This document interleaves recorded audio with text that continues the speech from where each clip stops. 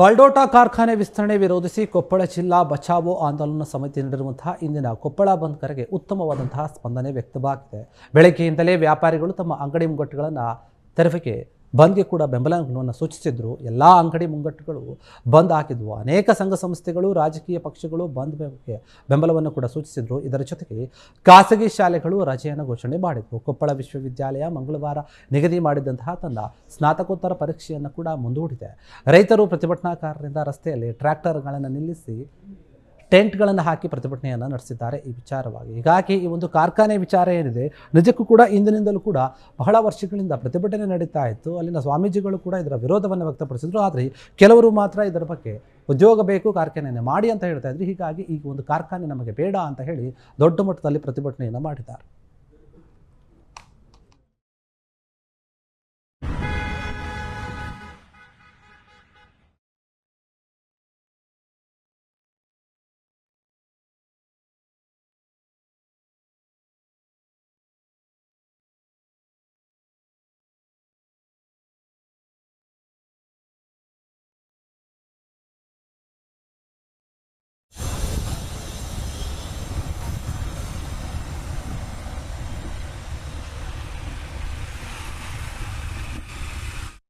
ಕ್ಷಣ ಕ್ಷಣದ ಸುದ್ದಿಗಳಿಗಾಗಿ ಫ್ರೀಡಂ ಟಿವಿ ಸಬ್ಸ್ಕ್ರೈಬ್ ಮಾಡಿ, ಲೈಕ್ ಮಾಡಿ ಹಾಗೂ ಫಾಲೋ ಮಾಡಿ.